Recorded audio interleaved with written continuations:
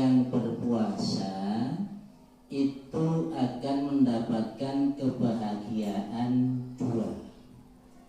Ini sabda Rasulullah ya. Saya ulang, lishaim farhatani. Untuk orang yang berpuasa itu ada dua kebahagiaan. Farhatun inda iftari. Pertama, bahagia saat berbuka puasa. Ini di dunia. Kita menahan makan, minum mulai dari terbit fajar sampai tenggelam matahari. Nah, baru setelah tenggelam matahari kita berbuka. Rasanya senang, bahagia. Rasa dahaga hilang, rasa lapar hilang. Ini sebuah kebahagiaan di dunia. Bagi orang yang tidak pernah berpuasa, ya tidak akan pernah merasakan kebahagiaan betapa berbuka itu rasanya sangat nikmat. Kemudian kebahagiaan kedua, inda liqa'i rabbi, ketika bertemu dengan Allah, ketika bertemu dengan Tuhannya. Ini kebahagiaan yang kedua. Ini tidak di dunia, akan tetapi di akhirat. Jadi bagi orang yang berpuasa ada dua kebahagiaan. Yang satu bahagia di dunia, yang satu bahagia di akhirat. Karena tadi sudah saya suruh minta untuk buka surat Al-Ghasyiyah. Sudah dibuka, nanti paling tidak 2 ayat ditulis, ayat 1 dan ayat 2. Karena Allah sendiri menjelaskan pertama dengan sebuah pertanyaan, hal ataka hadithul ghasyiyah, sudahkah sampai kepadamu berita tentang hari kiamat? Ini bukan prosesnya kiamat, tentang hancurnya dunia, tapi ketika kita sudah dibangkitkan dari kematian, yang dimaksud di surat Al-Ghasyiyah ini. Bagaimana keadaan manusia ketika dibangkitkan dari kematian? Di situ sangat luar biasa. Wujuhu yawma idin khashi'ah. Pada hari itu banyak wajah-wajah yang tertunduk hina. Berarti merasa sangat sedih, merasa sangat mencekam, merasa sangat menderita. Saat itu kondisinya luar biasa.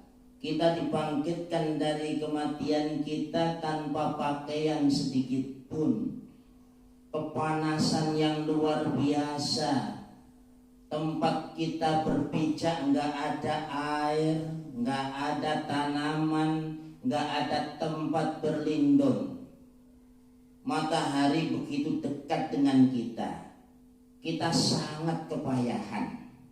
Kita sangat menderita. Dan itu tidak cuma sehari 2 hari, sampai berpuluh tahun. Anda bisa bayangkan, ini baru proses akan diadili oleh Allah. Di padang mahsyar kondisinya sudah seperti itu. Nah, oleh karena itu, jadikan puasa kita ini menjadi sesuatu yang membahagiakan ketika kita besok dibangkitkan dari kematian. Karena Allah memberikan pertolongan melalui 3 hal.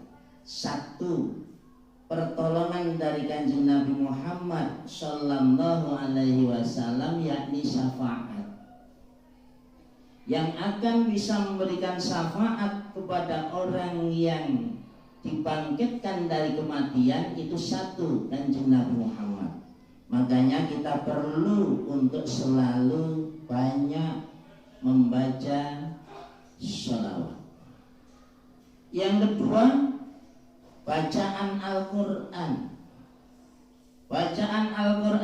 kita baca sehari-hari ini besok akan matur kepada Allah.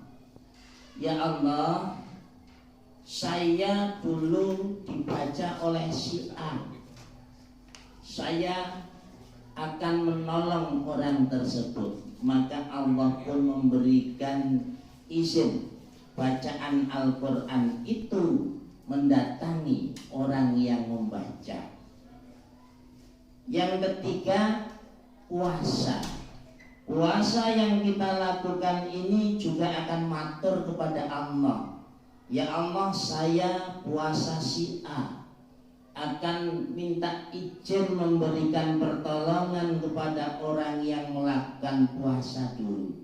Dan Allah pun memberikan izin. Tapi tentu saja puasa yang diterima Allah.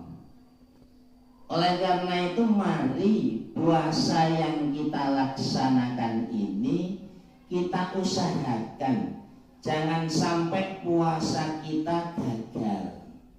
Banyak orang yang berpuasa hanya mendapatkan ngelak, ngelih, tidak mendapatkan pahala.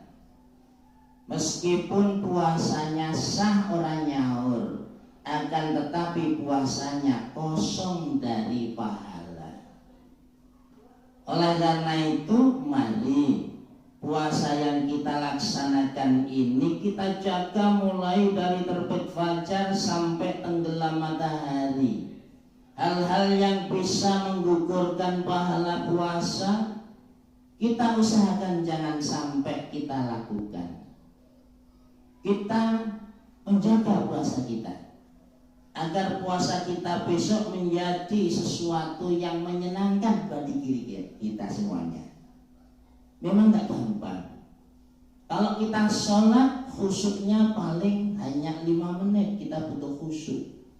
Tapi kalau puasa khusyuknya puasa mulai dari terbit fajar sampai tenggelam matahari. Di situ banyak sekali perilaku-perilaku kita yang kalau nggak hati-hati menggugurkan pahala puasa, sehingga puasa kita menjadi tidak ada artinya untuk di akhirat nanti.